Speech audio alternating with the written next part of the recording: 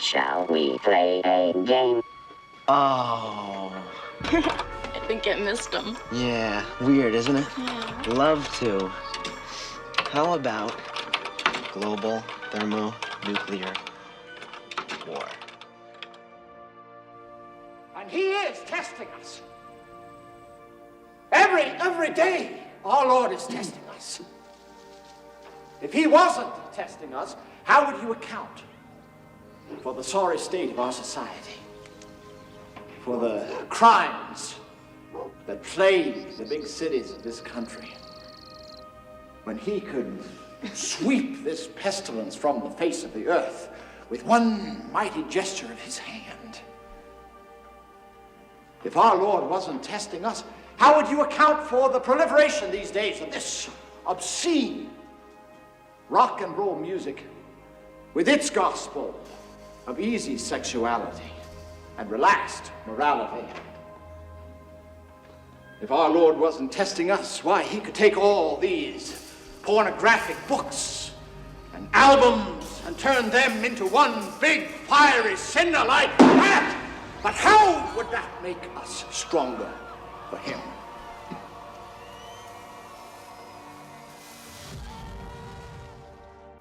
If somebody were to ask me what the essential 1980s coming-of-age teen film is, I would probably say that it is Footloose, directed by Herbert Ross and released in 1984. Now, I'm sure a lot of other people would say Footloose, but I doubt that everybody would. Footloose is part of a pretty elite class of movies. Movies like Dirty Dancing, Ferris Bueller's Day Off, The Breakfast Club. Teen movies that really spoke to and spoke for an entire generation, and which are still considered classics today. Classics that continue to modify not only the cultural zeitgeist and understanding of what a teen drama should look like, especially one from that era, but that are constantly being emulated and informing the current genre of teen coming-of-age movies and stories.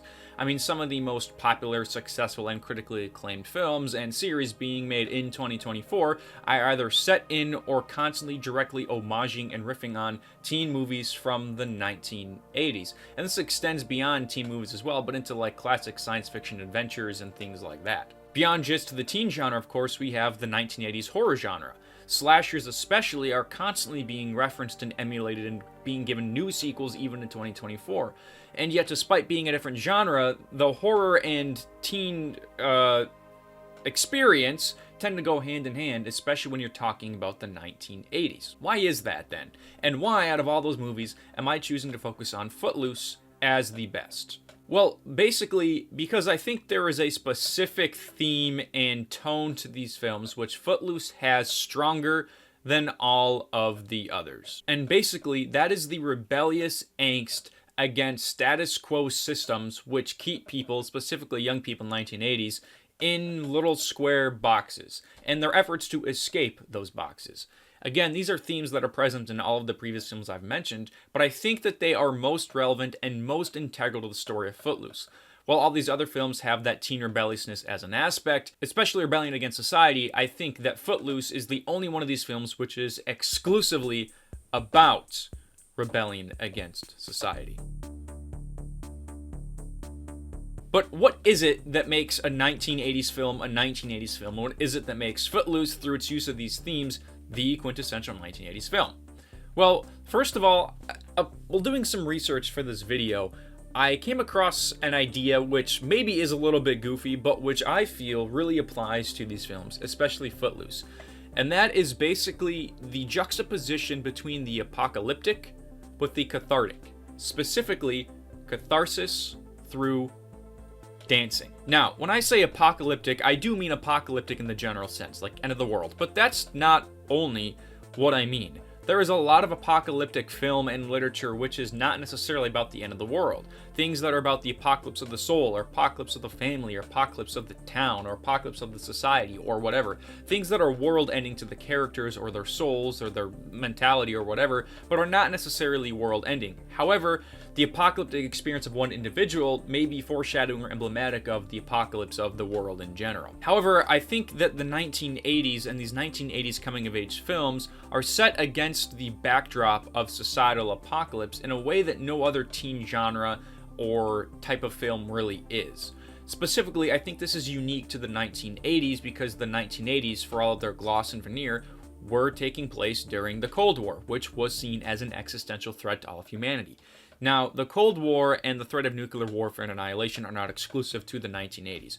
Rather, the 1980s is almost kind of the end of those Cold War fears. You really saw peak Cold War nuclear paranoia in the 50s, 60s, and 70s, especially when talking about like existential destruction.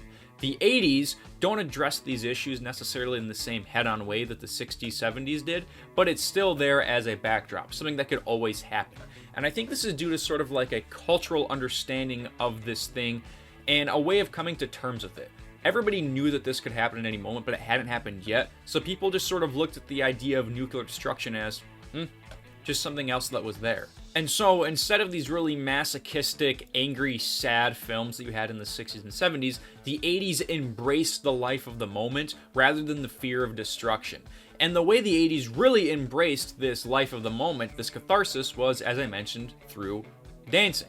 Dancing both as a response to the literal idea of nuclear warfare, but also dancing as a response to the apocalyptic confines of 1980s moral majority Jerry Falwell, Ronald Reagan social structures. That is so moral majority. For example, I don't think any film makes this idea more clear than James Cameron's Terminator. In this case, the Terminator is literally a symbol for the apocalypse, for the destruction of humanity. He's this thing that is constantly chasing you, that is unstoppable, that is always there. And specifically in this film, he's chasing a young woman in her 1920s who is living her life and going out and having a good time. And the first time he comes into contact with our protagonist, Sarah Connor, is at a dance. He chases her through the crowd as a constant reminder that underneath this veneer of happiness and catharsis, there is a real existential threat there. Now, unlike movies like Footloose, the Terminator is much more pessimistic in its portrayal of these ideas. While it does have generally kind of an optimistic bend to it, Terminator is much more visceral and raw in how it deals with these violence. But another example of this is actually in the finale of Season 2 of Stranger Things, which, while not made in the 80s, is still of and about the 80s. The characters have won a great victory and are celebrating with a dance and hanging out and having a good time. But underneath it, there is this horror lurking. The idea of the mind flayer is still there, just beneath the surface, but ready to burst out at any moment. Now, the horror in this sense is literal, yes, but I also think it is representative of something else the 80s was really great at doing. Pushing the horror to the corners and covering it up with something bright and glossy, like dancing. But I also think that dancing can be used as a genuine argument against the horrors of the 1980s and the Cold War and societal oppression. In other words, the 80s portrayed an angst of a different kind. 80s films deal with an actual type of coming-of-age angst and existential dread that films prior to it just hadn't done in the same way. If you go back to kind of the beginning of teen angst in popular media, say the 1940s or 50s, either with The Catcher in the Rye or more specifically with James Dean in Rebel Without a Cause, there was just sort of this general discontent, this feeling that something was wrong but not quite knowing what it was yet. In contrast to a very clear, happy, technicolor, poppy 1950s existence where everything was great and wonderful and happy. When, in reality, things were actually very terrible. You had the housewives that were, constantly addicted to painkillers and the teens that were angry and feeling like they had missed out on something but not knowing quite what. Again, really epitomized by Rebel Without a Cause, as in the literal title. You had characters like James Dean raging against a machine, but they weren't entirely sure what that machine was yet. It was still being made.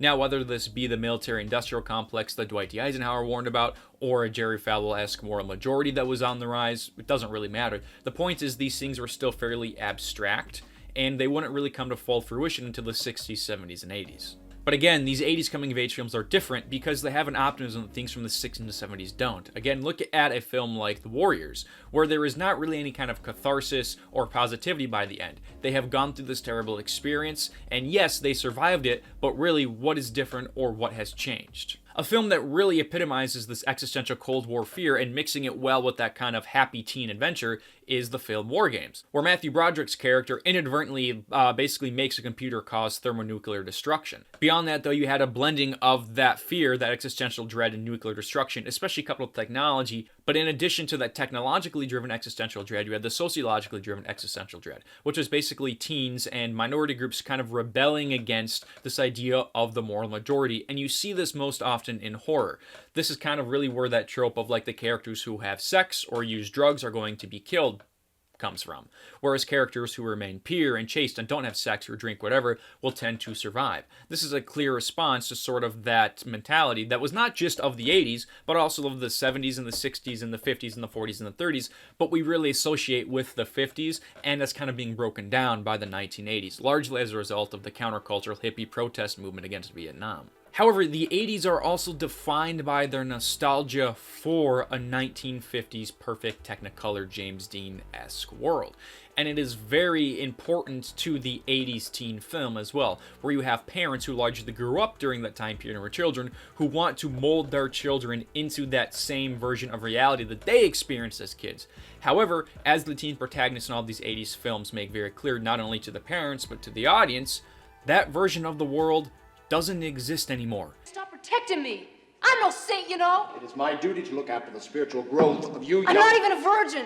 We have gone through Vietnam and the Cold War, and things are fundamentally different. And so every teen protagonist is defined by their rebellion against that 50s status quo set by their parents. And this is why a film like, and novel like Christine by Stephen King is the quintessential kind of 80s story, where you have a character who is really defined not only by angst, but also by a symbol of the 1950s, a really fancy car, which is haunted and carries with it this legacy.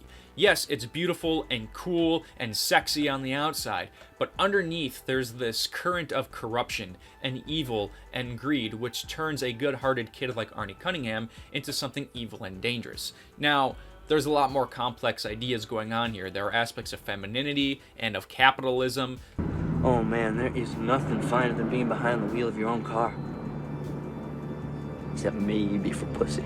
That go into Christine as a symbol, but I think the basic gist here is that this thing from the 50s is not just good because it's from the 50s. It's actually pretty terrible, and the 50s have this defining legacy on the 80s, which turned the 80s into something, well, terrible. Let me tell you a little something about love, Dennis. It has voracious appetite. It eats everything. And if you want to read a novel which really explores this in the most in-depth way possible, I would recommend, well, It by Stephen King, which is all about the relationship between the 1950s and the 1980s, whereas the newer adaptations are about the relationship between the 1980s and the 2010s. In short, the sociological cracks of the 1950s were always there, including the 1950s. It's just that now the 80s knows what machine James Dean should have been raging against, and the 80s acknowledges and pushes back against those cracks in a way that just basically makes them explode. Because 80s films focus on sort of defying convention, or defying the social spheres that teens are put into.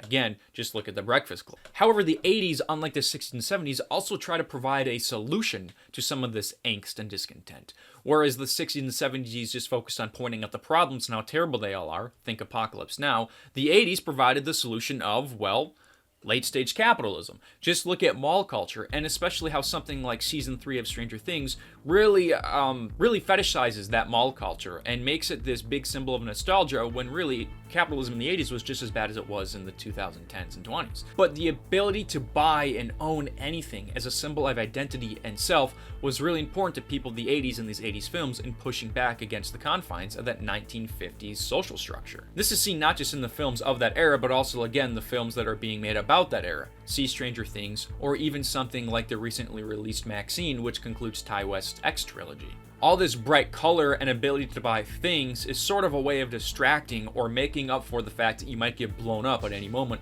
or the fact that when you get home, your parents might beat and abuse you due to your cultural or political decisions. Which now finally brings me to Footloose, which is explicitly about these things. The first thing that I think needs to be made clear about Footloose is that the man who wrote the screenplay, Dean Pritchford, was gay. And I think that's very clear from watching the film, but is also really relevant because while Footloose uses dancing as sort of the crux, it's just really a metaphor for all of these other issues that are being covering at the 80s, whether it be rock and roll music, genre-defying books, race, or sexuality. Dancing represents everything which the moral majority find threatening. Footloose was filmed over one summer in a small town in Utah, a very small religious and conservative town. And if you watch the behind-the-scenes features about the making of the film, you'll find that there is actually a lot of life imitating art in this film, which makes sense because, well, the art is about life. So if it's doing a good job, theoretically the two should sort of go hand in hand. But basically, Footloose is the story about a kid from the big city who, with his recently divorced mother, big no-no, moves to a very small, religious, conservative town and environment and decides to shake things up. Why? Because he wants to dance. But of course, the religious leaders of the town associate that dancing with all sorts of other bad things. Sex, drugs, and rock and roll being the three big ones. However, what's interesting about this town is not just that they are hateful for no reason. They are inspired and led by their religious leanings, yes, but the town also has a personal experience which has sort of defined them. Reverend Moore, technically the antagonist of the film, recently lost his son, Bobby, in a car accident. Several other kids in the town were killed as well. There is a sense of trauma and grief which hangs over not just the main characters, but over the entire town. And Ren, being an outsider to that town, doesn't quite understand it until he can put it into his own terms. The loss of his own father, who left him for reasons unknown. But the way the characters choose to lash out against this trauma as manifested by the social constraints put on them by Reverend Shaw is different depending on their, well, circumstances. For instance, you have the stereotypical preacher's daughter who is actually the most rambunctious and rebellious out of all the characters, in a clear response not just to the shackles put on her by her own father, but also in response to the loss of her brother, which her preacher father neglects while he focuses instead on only his loss, the loss of a son. Now, one of the things which I actually think makes Footloose stand out in a way that some of these other 80s films don't is the fact that it has a musical adaptation. And I'm a little bit biased because I was just in Footloose the musical. I played Chuck the bully. And while the two are pretty similar, the musical has certain aspects which really made it clear to me what makes Footloose the film and the screenplay special and stand out to me in a way that these other 80s films, for as much as I love them, just don't.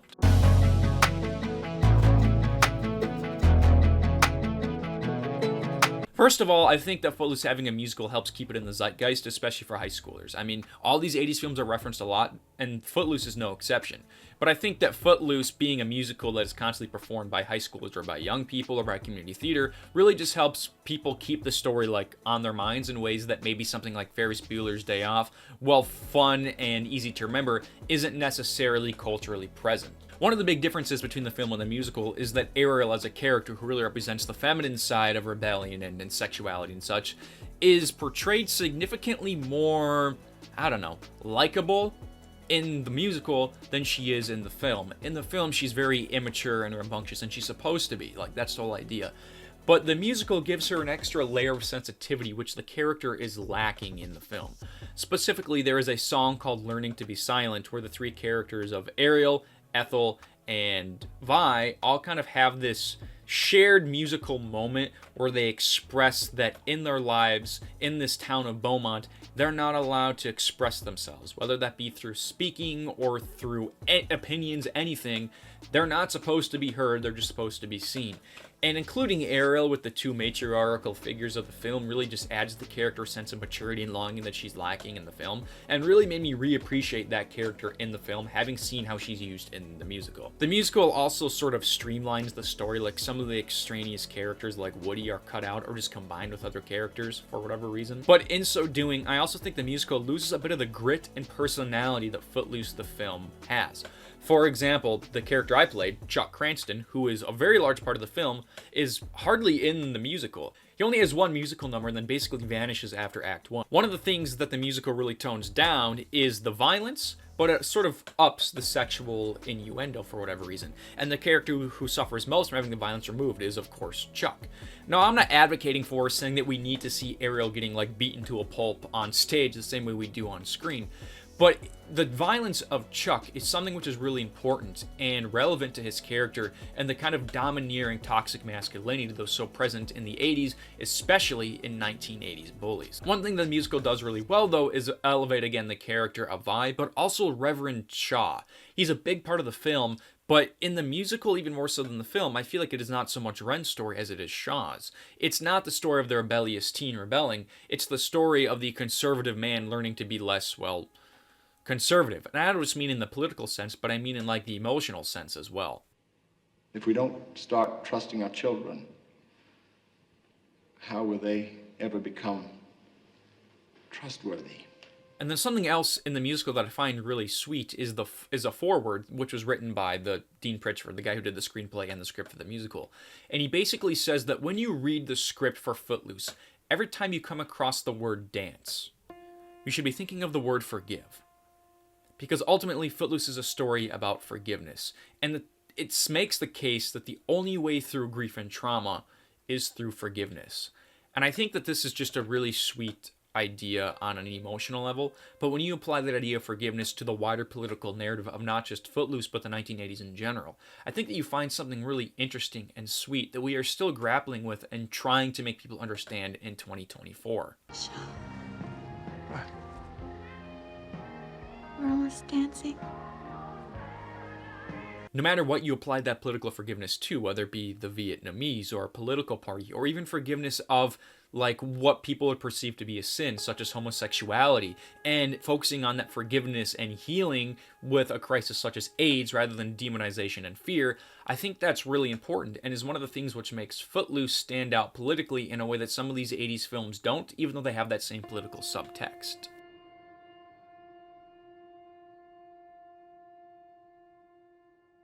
Another thing that I find interesting about Footloose, and that I think makes it kind of this genre-defining film, is the fact that it is oddly pensive for a film which has a really absurd premise and takes place in a really kind of absurd genre.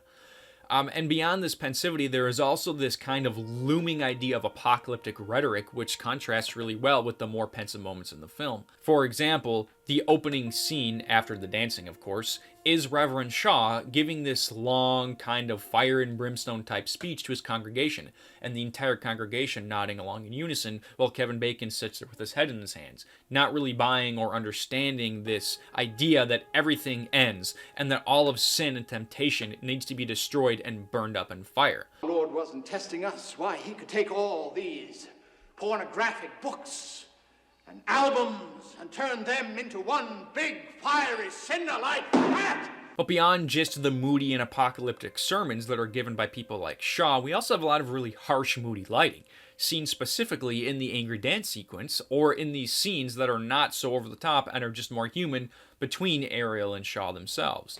I also think that Ren is kind of like the moodiest 80s protagonist. Whereas most 80s protagonists are cool, hip, confident guys, think like Ferris Bueller, Ren is confident, but his confidence constantly gets him in trouble in a way that Ferris Bueller's confidence doesn't. Ren is also kind of understated, and Kevin Bacon's performance is a huge part of that. He's not this like over-the-top bombastic guy, he's this quiet dude who's constantly getting knocked on his ass. And as somebody who switched schools when I was a junior, I get it. Like, being the new kid absolutely sucks, and it's not like the movies. And so Kevin Bacon explains that basically he found the movie was edgier than he thought, and he played the characters much more subtle than he'd initially expected to. I think that the only movie which even really comes close to conveying the same nuance and moodiness and angst while also connecting it to real personal and socio-political issues is Dirty Dancing. Again, the movie's called Dirty Dancing. It's not necessarily subtle, but I think that people focus on the dancing of Dirty Dancing, and they don't actually focus on the more complex human moments, such as, just like we see in Footloose, the relationship between Baby and her father, or again, the entire episode with the abortion, and how that forces them to reevaluate their relationship. You told me everyone was alike and deserved a fair break, but you meant everyone who was like you. I also think that Dirty Dancing stands out in the same way that Footloose does, in the fact that we have these characters that sort of grapple with the consequences of this easy sexuality and morality. Just like in Footloose, we have a town which is defined by trauma and loss. In Dirty Dancing, we have relationships which are defined by misunderstanding and also, well, the abortion. But Dirty Dancing doesn't treat it as something which is necessarily evil or in need of punishment, or even something which is easy, like a lot of conservatives and moral majority people would have felt at the time. Instead, this abortion and the situation around it is handled with a lot of grace and tact, and also complicated, messy feelings, and characters grappling with things they don't totally understand, just like this situation would be in real life. And we see that in Footloose as well. The grappling with the trauma is messy and complicated, not easy and wiped away with the snap of some fingers. I mean, with that said, Footloose also has some of the same absurd qualities that a lot of these other 1980s teen movies do. Like, you have characters like bursting into song and dance, which is why Footloose was made into a musical. But you also have this chicken with tractors sequence, which is something that I absolutely love and think is hilarious, and that I've always just remembered and clicked with in a way that some of the other absurd moments from 80s movies just don't click with me.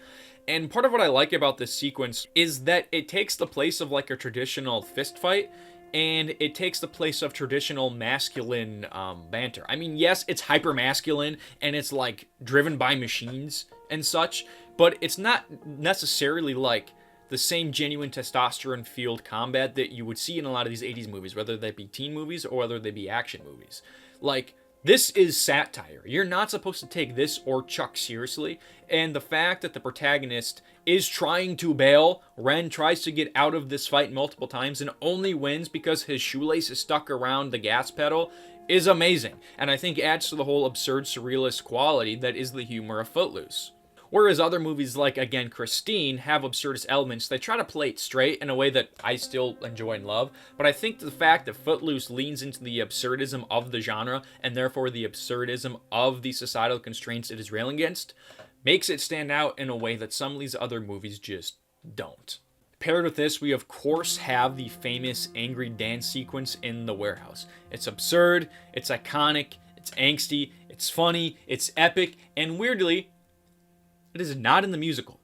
But for as absurd as the scene is, it is a great epitomization of everything that the genre can and should be covering. You have this character who is just so over everything and feels so boxed in and hurt and discarded and angry. But instead of lashing out or getting into a fight or challenging someone like the traditional 80s protagonist or 80s bully would, this guy goes off by himself and he just gets his emotions out by dancing. It's silly, yes, and it's over the top, yes, but I think it's a really interesting form of introspection. Ren is railing against the existential apocalyptic dread of the Cold War and this conservative town, not by hurting others, but by expressing himself, and it is the same expression of himself which has been getting him in trouble. However, Ren refuses to let go of the best parts of him just so that he can fit in. Ren instead embraces these things and uses them to help lift up the people around him, specifically through dance. Another way that Ren rebels against kind of the systems in the society is not just through his dancing, but also in his consumption of other media. Yes, we have that with music, that's kind of a big one in all these films, but what makes Footloose more unique is the fact that it also chooses to focus on literature. Early on in the film, Ren is being introduced to some of the other townspeople, and one of the characters, I believe this is like the coach or the gym teacher, Mr. Clark, is complaining about the new English teacher wanting to teach a vulgar novel, Slaughterhouse-Five. And Ren speaks up and says, "Oh yeah, I love Slaughterhouse-Five, it's a classic." And the response to that is, "Tom Sawyer is a classic." This is an important rejection because Slaughterhouse-Five is, of course, like a modernist, postmodernist novel, which is writing about the horrors of World War II, and which was really speaking to kind of the youth generation and a rejection of these general status quo ideas like the military-industrial complex. Tom Sawyer, on the other hand, has been around forever, and while yes, it deals with like racism and stuff and has like racial slurs in it, it's fine because Tom Sawyer takes place in a bucolic setting, those issues are old, they've been settled and solved, and we, as a contemporary 1980s group, don't actually need to think about those issues, whereas in Slaughterhouse-Five, real problems and real angst are being addressed, which therefore makes it bad. And I think this idea of like a book banning in school and elsewhere like might seem kind of goofy if you've never been there, and same with the ban on dancing, but if you're somebody who's actually lived in a small conservative rural area, these are very real problems, like especially if you're a teacher. For instance, when I was student teaching, there was this woman who was at a school board meeting requesting that we create a board to read and screen and approve every single book that was in the building. And she was motivated to do this because her daughter, who was either a junior or a senior, had chosen independently, again not being taught, had independently chosen to read a book which had a sex scene in it. The mother was upset by this for whatever reason and therefore wanted this review board created. And so when she was asked, well, who should be on the board? Who's qualified? Who should be making these decisions? Is it the English teachers, the people with 4-year degrees on this exact thing? She said, well, no. Well then, again, who should be making these decisions? Who should be on the board? And she answered with, well, you know, normal people. And she was then pressed, well, who are the normal people? I think it's pretty clear who normal people in this case were. Have you tried not being a mutant? And after this happened, the principal actually brought up Footloose to me, and specifically the scene when Reverend Shaw catches people burning the books from the library. This is a really important moment, not just in the narrative of the film, but also to Shaw himself. Shaw at first is shocked and appalled that these books would be getting burned, but he later realizes the only reason that people in his town feel emboldened enough to burn said books is, well, because of him. After all, at the beginning of the film, he gives a speech about how God could just burn and destroy everything in a fiery ash of cinder or whatever. And while Shaw's not necessarily advocating for the burning of these things, he makes the case we should be able to reject them in our own hearts without destroying them outright, or having God destroy them outright. In this moment, he realizes that that messaging is still somewhat hypocritical, and that this destruction, this apocalypse, is his own fault. Roger! Eleanor, what are you doing? We decided these books are influenced. Well, who's our we? children just don't Whose need them. authority are you acting Everybody, on? you yourself agreed that this is Wait a garbage. minute, oh, everybody, listen to me! And while the burning of the books is not apocalyptic in the grand sense of world destruction, it is apocalyptic in the ideological sense. I think the worst nightmare for any artist of any kind is having their work burned or destroyed for being subversive or harmful, even if it is subversive. Subversive does not have to mean harmful, and that's the lesson that Shaw kind of learns here. I mean, book burning to me is extremely apocalyptic because, well, I like books. But also, if you look at some of the largest, most destructive apocalyptic groups in history, such as, well, you know, the Nazis, they tended, well, to burn books. When you burned all of these, what are you going to do then? Satan is not in these books. He's in here. He's in your hearts. And book burning is not something which is just consigned to the 1980s. It's something that we still see fairly often in the United States of America. It happens. There are real book burnings that happen every single year. Look into it. It's pretty terrifying. And this book burning is not the only manifestation of hatred in the town. While yes, a lot of the people are motivated by grief and trauma, there's more to it than that. There's also a toxic masculinity and just toxicity of anybody or anything different in general, which we see in small snippets throughout the film. For instance, I believe Ren at one point is told that Ren is also called a faggot by Chuck.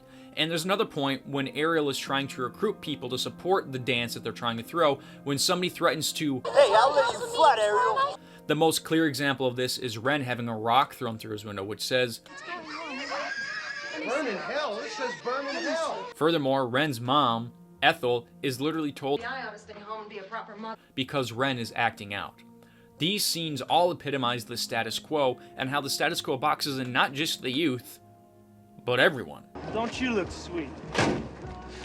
This then brings me back to Mr. Chuck Cranston. Now, I think that Chuck Cranston, just like Footloose is the essential 80s film, is the essential 80s bully.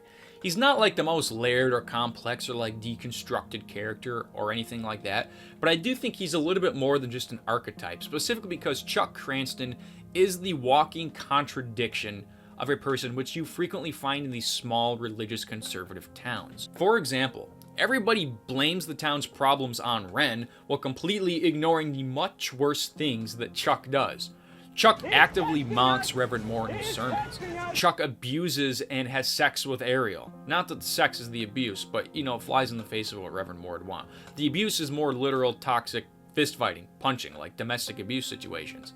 But Chuck gets away with this all because his father is on the town council, Chuck is a well-known part of the town, and Chuck's family is not new. Ren, however, is an outsider from the city and is therefore dangerous, despite Chuck posing a much more literal physical threat and ideological threat to everyone in the town. Chuck epitomizes the toxic masculinity of the era. He's not sensitive, he doesn't read, he's very physical, whereas Ren embodies kind of a more modern, sensitive masculinity. In addition to that, Chuck and Ariel fight is a lot more gritty than things you typically find in some of these 80s teen stuff. Like, there's some serious, like, blood and bruising going on here. It's nasty and it's uncomfortable, and not a lot of movies in this genre are going for something like that. And additionally, we have Ren, who rather than going out and beating up Chuck, takes care of Ariel.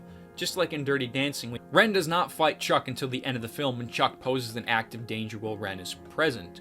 And yet, Chuck perfectly represents that perfect duplicitousness of the 80s in a way that other bullies don't.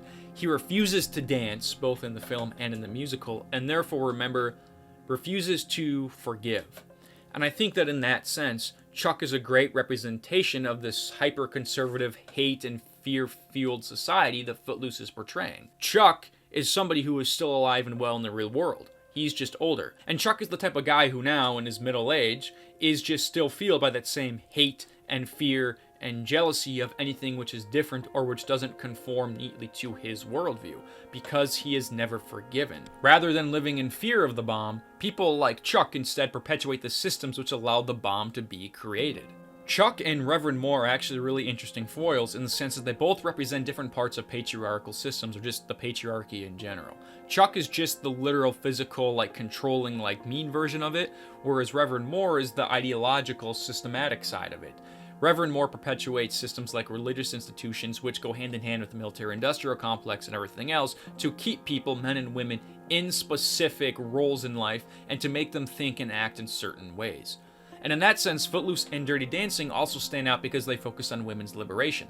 Again, whether that be through sexuality or through ideology, both movies put women in specific roles that contrast people close to them and represent specific systems which were, well, used to control and manipulate women or keep them behaving in a certain way. But in the end, both of these films end with sort of an embrace of a liberated women's role and with a rejection of the apocalyptic. The apocalyptic in this sense being book burning, being toxic masculinity, being literally the threat of apocalypse, being religious institutions which confine and constrict, whatever, and instead an embrace of humanity, which is the arts, sensitivity, and, well, dancing. Yeah, a lot of folks, very little too much. Doesn't take much time for corruption to take root, Reverend. How long is that, Roger?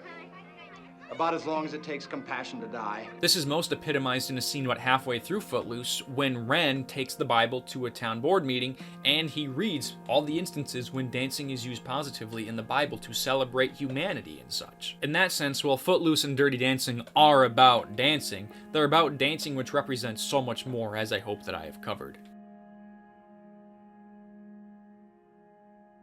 Dancing represents celebration and art and happiness and forgiveness, all things which are antithetical to the apocalypse or a world and system which is predicated on the existence of warmongering and the apocalyptic. Whether it be characters railing against society or their relationships or just their parents, both The Breakfast Club, Ferris Bueller, Dirty Dancing, and Footloose all use dancing as a way of freeing these characters. I gotta take a stand. I gotta take a stand against him. I am not gonna sit on my ass. As the events that affect me unfold to determine the course of my life, I'm gonna take a stand. While in the 50s, 60s, and 70s, there was no answer for these problems, the 80s provides dancing. The 80s also provides things like the mall, and music, and art, and culture, but I think the most basic and most human solution the 80s gives us to this general sense of angst and anguish is dancing. Specifically, dancing gives characters the opportunity to sort of let go and to stop worrying about the bomb, or stop worrying about the religion, or stop worrying about their parents, or about their cars, or whatever. In both Ferris Bueller and Christine, we have toxic relationships which are defined by their uses of cars and vehicles. And in both Ferris Bueller and Footloose, we have people rejecting those cars and instead embracing relationships by using dancing. And again, these cars represent not just systems, but also the time period, the 1950s, which is very dismissive of dancing and rock and roll as being tools for easy sexuality and corruption, as Reverend Moore mentions. But by the end of the film, Reverend Moore realizes that he was wrong. Dancing is not a tool for spiritual corruption. It's a tool for freedom and for happiness, forgiveness, and humanity. However, if you're a person like Chuck Cranston and you live your entire life refusing to forgive or let go of your past prejudices, fears, enemies, whatever, whether they be interpersonal or political, you will never be able to reject the apocalyptic. You will always live with angst because you can never forgive. And it won't just be angst in the teen sense. It'll be angst in the very real anxious sense that is destructive and harmful not just to you, but to the people all around you. And so, in short, when you think about dancing, think about forgiveness. For as much as it is just a fun, silly, goofy film about dancing and hanging out and having a good time, Footloose nonetheless really strikes at essential American teenage questions, defined not just by the 1980s, but by all times. Just as Footloose was building upon works from the 50s, 60s, and 70s, our films now are building upon Footloose and everything which came after it in the 80s, 90s, 2000s, 2010s. Footloose is just as relevant now, if not more relevant, than it was when it was made. And that's what I think makes it an enduring classic. Not that none of the other films I've covered are also enduring classics, but to me, Footloose will always be the most special. It stood out to me when I was a teenager, and it still stands out to me as an adult. And it's a story that just draws me in, not just due to its political implications or the epic music or the fistfights or the chicken or tractors or whatever, but because it is so breathtakingly human. And these other films are human as well. Ferris Bueller's Day Off and The Breakfast Club especially embrace the same human tendencies that Footloose does. It's just that Footloose is the only one of these films which makes it a core aspect of its story's identity. Or specifically, its story's only identity. I just don't know that I believe in everything you believe in.